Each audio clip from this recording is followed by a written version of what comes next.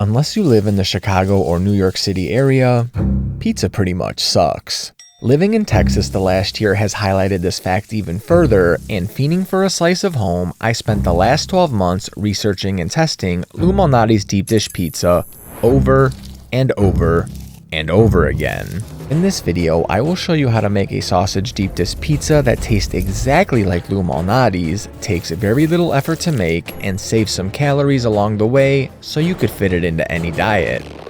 Let's get into it. For almost any real pizza recipe, the dough is going to need the most time to ferment and build flavor, so we will knock that out first. Since I want this recipe to be made by even the first-time pizza maker, we will make this dough in a food processor. Not to worry, I'll show you how to do this with a bowl and a spoon too. Onto the scale it goes, and we will add 190 grams all-purpose flour and 30 grams of Vital Wheat gluten. Does Lou Malnati's use Vital Wheat gluten? No. Does the crust taste just as good with Vital Wheat gluten? Yes. Being a lower calorie and higher protein channel, I will always slightly tweak ingredients if it doesn't take away from texture and flavor, and here the difference is non-existent. The Vital Wheat gluten adds an additional 20 grams of protein and yields the same calories as all-purpose flour. If you don't have any Vital Wheat gluten or simply want to use all AP flour, that will work too. We will finish the dry ingredients off with 1 gram of yeast and 2 grams of salt. Admittedly, Lou's dough doesn't have any salt. How do I know this? One advantage of having a company that ships out frozen pizzas is that they have to list ingredients. If we take a look at their frozen pizza, we can see that salt isn't one of the ingredients in the crust. However, I am a firm believer in seasoning all components of a dish, especially a dough that has as much potential flavor from fat like this one does. For that reason, and that reason alone, I will add salt to the recipe, but you can omit it if you would like to stay true to the OG recipe. I will say from testing experience, eating them side by side made a big difference, especially once you get to the crust. Now we'll blend the dry ingredients for 60 seconds to get them evenly dispersed. Then we will add 25 grams corn oil. Again, the frozen pizza gave us the down low on using corn oil, but it was important to find out the ratios of what would make this taste the best without adding excess calories. After eating more deep dish than I would like to admit, 25 grams was the answer. We will also add 5 grams of olive oil. Although Lou's uses regular olive oil, I only have extra virgin and didn't want to buy a full bottle of regular olive oil for this recipe. It is such a small portion of the overall recipe that it won't affect the taste of the pizza even if you put both side by side. We will finish off the dough ingredients by pouring 90 grams of water into a measuring cup and then start processing the dough. But before we start pouring in the water, we want a good amount of that flour to soak up the oil, so let them mingle together for 10 seconds.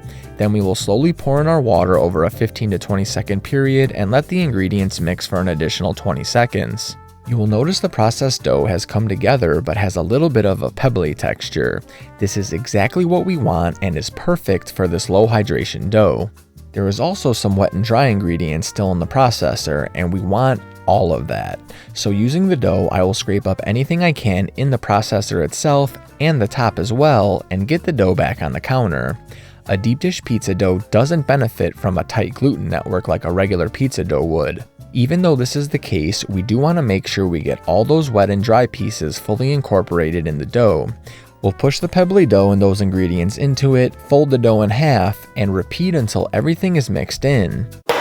Between those folds, the Vital Wheat gluten, and the blending in the processor, this dough is kneaded and ready to be put into a bowl and covered with cling wrap to ferment. If you want to make this dough by hand, grab a bowl and add all the dry ingredients into it and whisk them together. Add the oil and whisk again until most of the flour has been saturated with oil. Then add the water and using a spoon, mix it together until the dough looks like a shaggy mess, like this. Finish this dough off by using a wet hand and press the dough onto itself until all the dry ingredients have been soaked up by the liquid. Knead the dough for about 1 minute inside the bowl itself and cover the bowl with cling wrap. Let's throw the dough in the fridge and wait 24 to 48 hours to give the yeast time to ferment and create additional flavor throughout the dough. If you are on a time crunch, you could leave the dough on the counter and wait 2 to 3 minutes.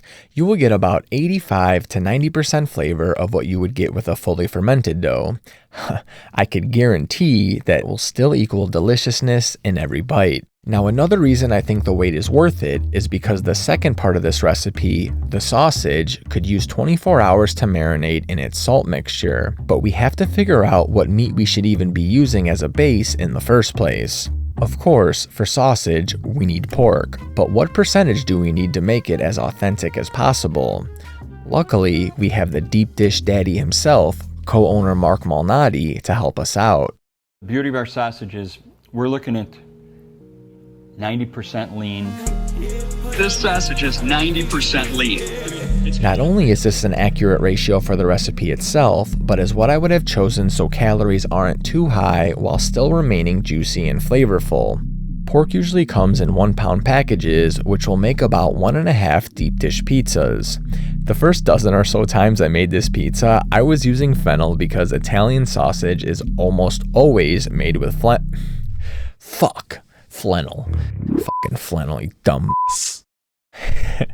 I clearly should have done some more research because let's just say Mark isn't the biggest fan of fennel. It's got enough fat to give it a little bit of flavor. No fennel? Fennel. No. Pizzeria Una uses fennel. No, they Jesus, don't. good. People who use fennel, what are they doing? You know who uses fennel in their sausage? Guys who buy flavorless bad meat. Fennel. No. I don't want to keep you up all They night. know better. Our recipe came from their recipe. Once I dug a little deeper, I was able to find out what Lou's uses in their sausage, and it is actually really simple. The seasoning is a blend of garlic, salt, and pepper. This is also backed up by the ingredient list on their frozen pizza.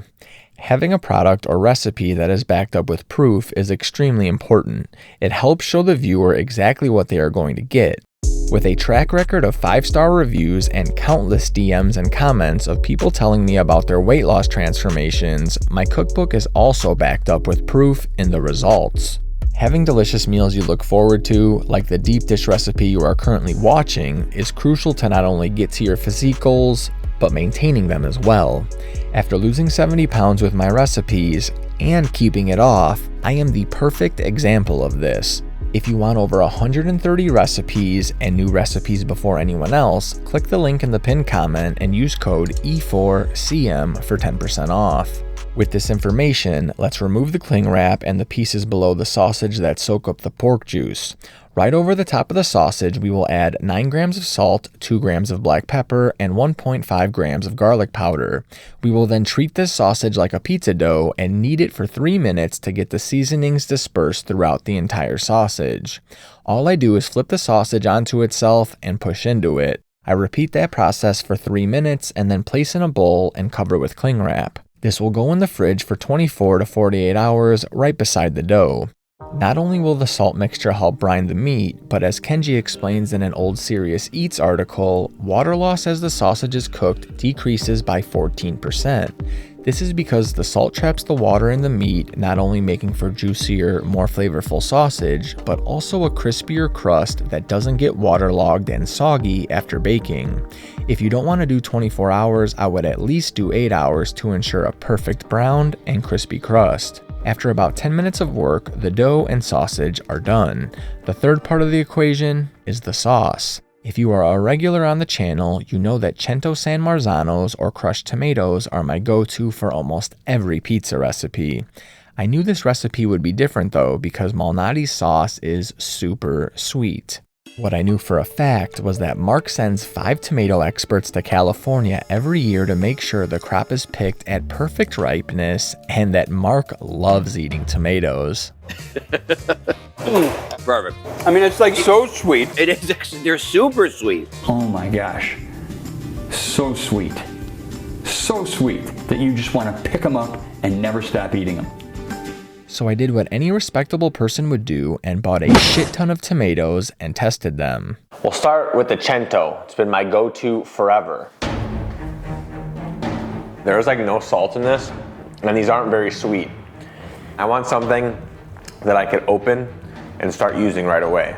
Lou Malnati's gets all of their tomatoes from California, And these are 100% fresh packed California tomatoes. Oh yeah, way sweeter. Let's see, these ones. These are the whole peeled.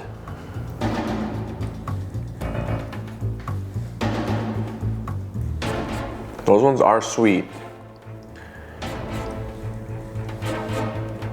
But I don't think they're as sweet. These just feel more right. They're both very close, but these just feel more right. Even though I would like to use whole tomatoes, this is like too thin. The fact that these are straight from California, they are super sweet. Wow, Cento definitely loses in this one, and this one's like my go-to for almost every recipe. This is without a doubt an ass ton of tomatoes, but it actually only costs $2 more shipped to my door than a can of Cento San Marzano tomatoes. You get nearly 4 times more, and the sauce is ready to go on a deep dish pizza as soon as you pop the lid off. To make sure whatever I don't eat in the next week doesn't go bad, I add the extra tomatoes to deli containers and put them in the freezer. 24 hours before I need a new jar of tomatoes, I simply take them out of the freezer and put them in the refrigerator. The next day, they are ready for use in whatever dish you need them for. As mentioned earlier, you can use a can of Cento crushed tomatoes, add salt to your taste, and use it to top the deep dish pizza, but I wouldn't expect an identical Lou Malnati flavor. The last and final ingredient is the cheese, and this one is just as easy as the sauce. We are going to make our way to the deli and get a ½ pound of whole milk, low moisture mozzarella sliced on a 1. The 1 is important to make sure the slices are thin enough to spread across the entire pizza. For some reason, the frozen version says they use part skim mozzarella, but I believe that is because of the freezing process. If we take a look at the cheese options on their menu, you can choose a lower fat or part skim option, but the full fat is selected by default.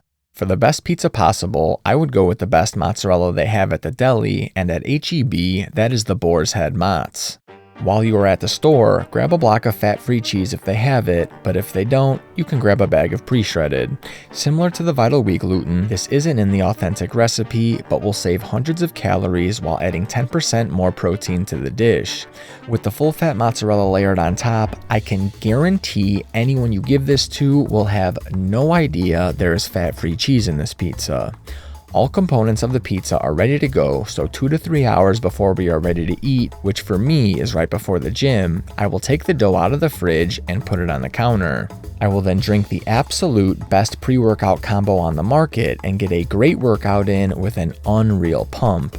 Code E4CM will save you 10% off your order. Once I am back, the dough is ready to go. The next question is, what do we cook this in? A 10-inch pan, bitch. Simple as that. I am going to use a 10-inch springform pan. When it comes out of the oven, all we need to do is unlatch the pan and pull it off. I will link the pan I used specifically down in the description, but you can use any pan that has a 1 to 2 inch sidewall that goes straight up. To create an even better golden brown crust on this pizza, we want to lube up the pan. But we aren't just using any lube here. For this, we are going to use some Crisco. All we need is 1.5 grams of Crisco to grease the entire pan. If you don't have any Crisco on hand, use 1.5 grams of oil that has a high smoke point like avocado, peanut, or canola oil. Just make sure you hit both the bottom and the sides with whatever lube you do use. Next, we will take our dough and plop it in the pan. Using one hand to press the dough and the other hand to hold the pan, we will start stretching the dough outwards towards the sides of the pan. The goal is to have this entire layer have an even thickness besides the crust or outer edges of the pizza. Once the dough is spread across the entire 10 inches, we will then use our fingertips to take the edge of the dough and pinch it along the sides of the pan. The goal is to make about a 1-inch crust. Lou Malnati's crust is super thin, so we also want to make the dough along the wall of the pan very thin. We will slowly work our way around the entire dough until we get back to where we started. With the extra gluten, some of the dough might have snapped back a little bit. All we need to do is go back over those areas and pinch them against the wall of the pan until it reaches the proper 1-inch height. Even though Lou Malnati's is well known for their butter crust, you may have noticed this isn't actually a butter crust. It is said that somewhere along the way, the Malnati's switched out the butter for corn oil. When you order a butter crust from Lou Malnati's today, they don't use a separate dough, which may surprise you. As you could see in this video, the dough is stretched out and is smooth. Then out of nowhere, while the cheese is being added, there are yellow puddles across the dough. So if you want butter crust, now is the time to pour melted butter onto your dough. Let's talk toppings. First goes 140 grams of our freshly shredded fat-free mozz that I busted down right before oiling the pan. All we have to do is make sure this cheese is evenly distributed throughout the pan, which you will see is a common theme throughout the rest of the toppings. Then we will get 168 grams of our full fat mozz, and starting on the outside of the pan, we will layer it in slice by slice. Once a full circle is made, we will add a slice in the middle. Any remaining mozzarella will be used to cover holes that are still present.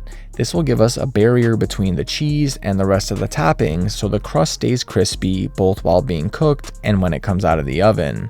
Put the bowl of sausage on the scale and take out 280 grams. Gloves aren't necessary here, but they help the sausage stick less, so I'm going to use them. Take random pieces of sausage and push it against the cheese layer to make it thinner.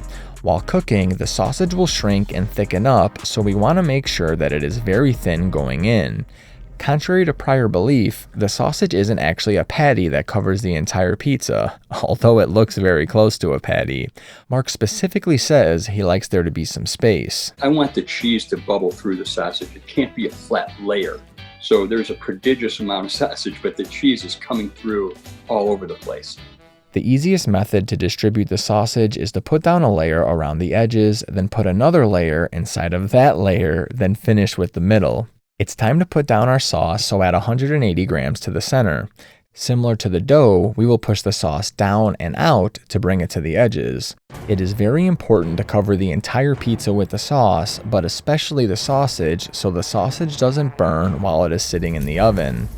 Lastly comes our grated cheese. On the frozen pizzas it says Romano, but in a recent clip, Mark states otherwise. Grab a handful of this combination of Parmesan and Romano, I love the flavor profile of a Parm Romano mix, so I am going to add 5 grams of each to a bowl along with a small pinch of oregano. After giving it a quick stir, let's take our cheese and spread it all over the pizza.